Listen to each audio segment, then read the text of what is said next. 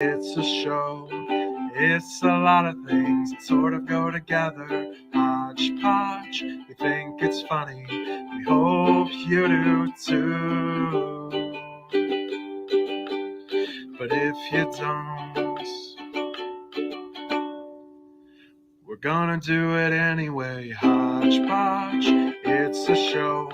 It's a lot of things that sort of go together. Hodgepodge. Now you know what happens when we can't get together.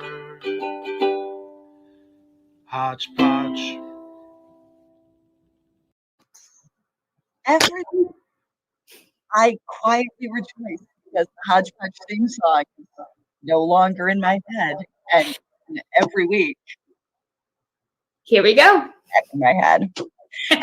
Welcome to Hodgepodge, friends, your weekly teen librarian variety show full of things and stuff and such. My name is Miss Monica, and here is my partner, Miss Claire. And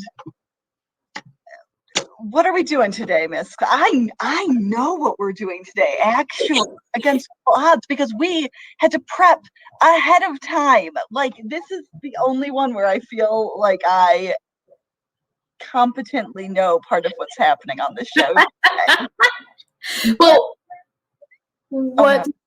What? You made a face and it worried me. Where's the moderator? Give us our challenge so I can rejoice in how great we both did. Well, good afternoon, Monica. Good afternoon, Claire. And you did get a little bit informed ahead of time. And so today's challenge is simply, what did you make with your maple syrup? What did we make with our maple syrup? Because we Oh. got maple syrup in delivery and we had to film it and it was great and I am ready. Claire, you are going down this time because my making adventure was the best. So I had every intention on making homemade McGriddles, and that didn't. Homemade McGriddles. Is that why you made me stop and get McGriddles for you this morning? Maybe. But it's okay. It's okay. We still have video content because I asked our wonderful teen librarians of Kent District Library to show us how they like to enjoy maple syrup. No, I just need everyone to be aware of the fact that at like 7 o'clock this morning, I got a text from Claire that said, bring me McGriddles. So I was dropping McGriddles off on her porch. I've never even had a McGriddle, and I was dropping them off on her porch at 7:15 this morning. Ta-da! Surprise! They're cold. They've been refrigerated. Be here while we eat our McGriddles. I'm eating this McGriddle. Let's watch what staff members, how they like to eat their syrup.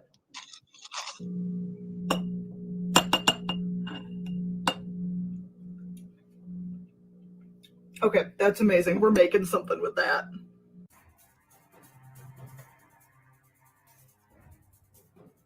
And I'm going to dip my breakfast sandwich in my maple syrup.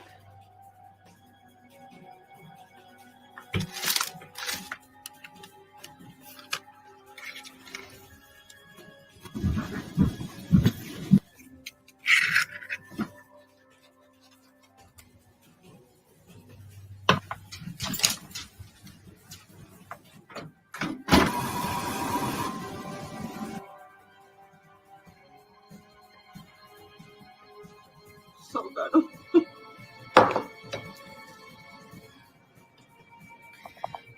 Here goes.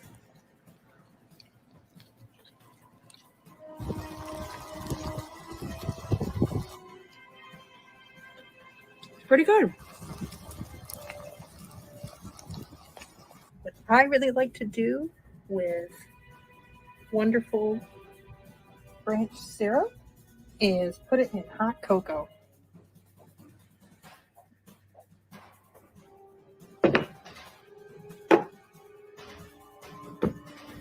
Gonna put it in my handy dandy Keurig. Yay! Ooh. And it's almost done.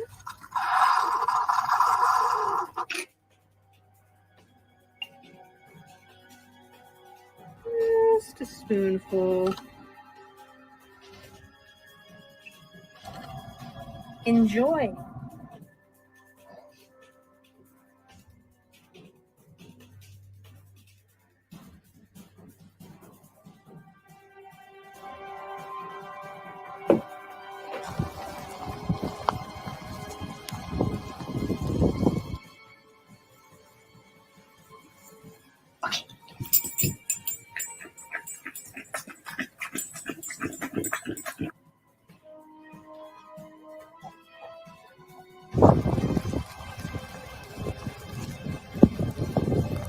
My favorite way to eat maple syrup is drizzled on On ice cream. It's amazing, everybody. Ooey mama. Best thing ever. It adds that special flavor that just makes it It's so good. yeah.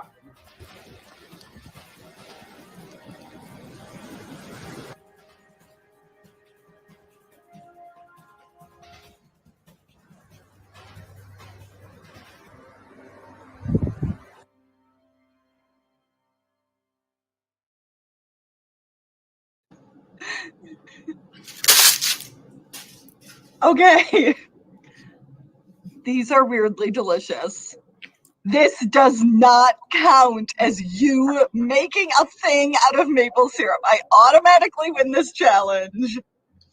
You have forfeited. Made That was a it. good idea. I made it happen. And I had to go get, you know, okay. We're not having this argument right now, even though I am absolutely correct here.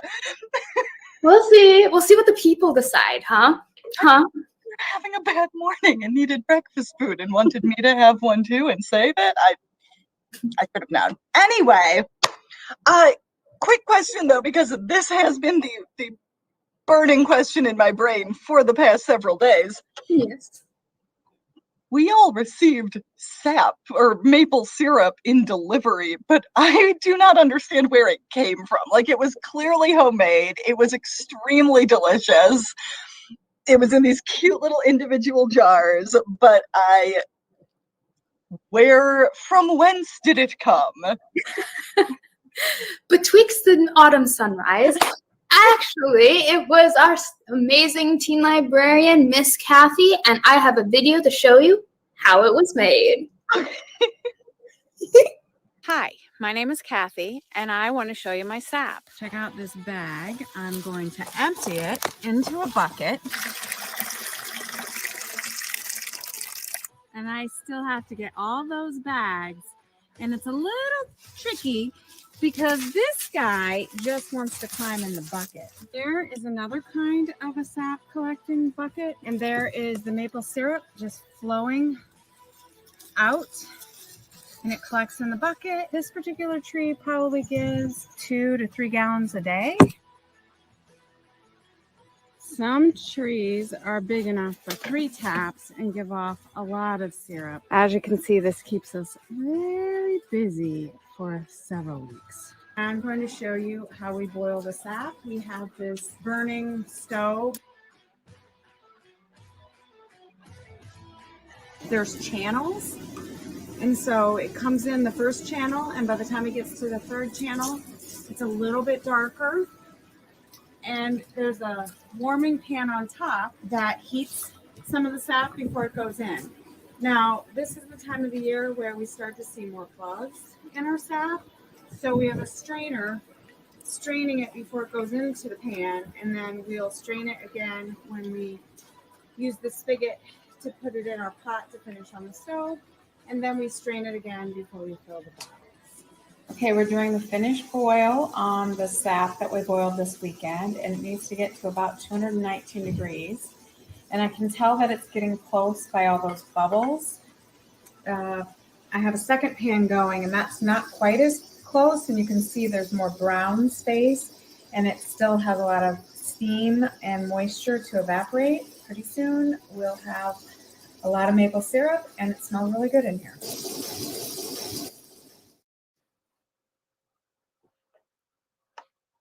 Cool, right?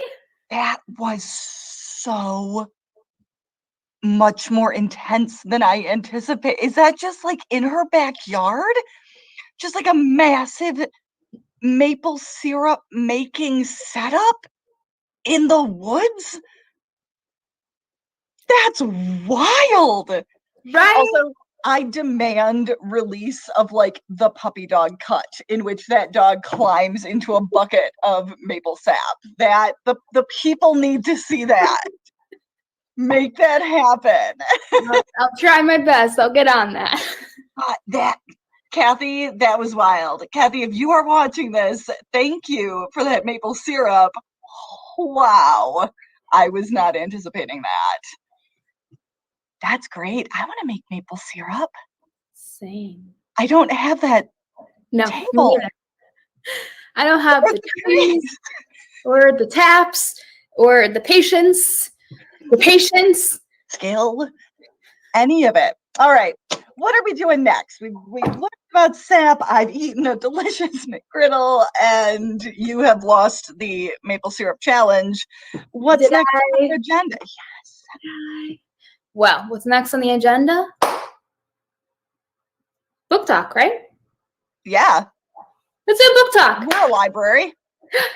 Oh, Yes, I haven't read this one yet. Mhm.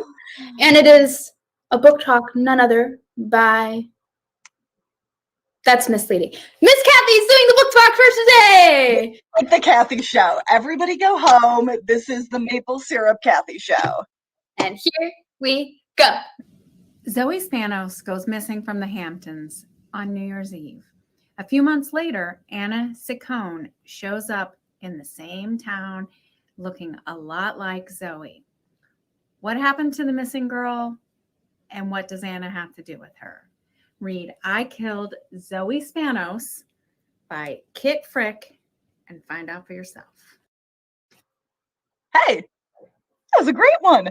Right? I like books where the pages are different colors. Is that a weird thing to enjoy? No, because I like the books that have the little ridges. Like when it's not all like it's like bumpy. I like the texture. Like it was just like hand folded and they didn't bother trimming it down. Yeah. Yes. I want that pretend rustic look, man. Let's go. That was a good book talk. I want to read that book now. Ditto, man. I feel like we're just charging ahead. What book talk? Weather report. I'm trying to think what we normally do, but there really is no normal on Hodgepodge. Let's try to make sure we mix it up. That's fine. Well, we could do like, I don't know. Do you want to mix it up even more? No, because it makes me nervous when you say things like that. So no, I want a weather report. Okay, well, I was just saying like maybe we could do a challenge right now, or like you know, we can like draw something. No, I don't have any. I truly don't have anything to draw on right now. I have the Sharpie marker I'm playing with, and this like, oh, I have the old picture that I drew of me looking upset a while ago. Oh, that's all I've got. No, absolutely not. Weather report. Go, Claire. Fine.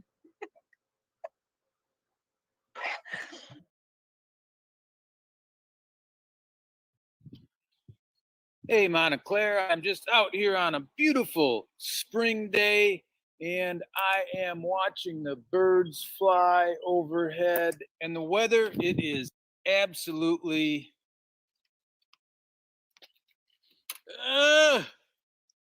crud. The weather, it's cruddy. Back to you, Monica Clare.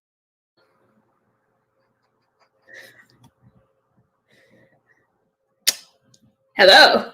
Welcome back. Oh no. I hate that so much. Mr. Greg. It's like the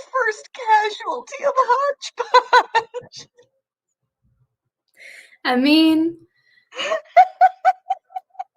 just pretend it's maple syrup, which would be worse. No, it wouldn't. Would you want to clean out maple syrup from your hair? I'm pretty sure maple syrup is water soluble. But like sticky. All right, friends, write in. What would you rather have dropped on your head? Pounds of bird feces or maple syrup? The hard-hitting questions that are being asked on Hodgepodge. I'm doing a fun fact, and we are ending this broadcast. Fine. I picked a fun fact based on the challenge this week, not realizing that this was going to be truly a themed episode. We are now nothing but maple syrup. I feel like I'm in a like in a story time, or like like a kindergarten class where like today we're talking about syrup, and just like everything is a theme. And we're never gonna do this again. We're never gonna do this again. But anyway, here is today's fun fact. Are you braced and ready? This is gonna braced. Crush your heart into little pieces. Is it?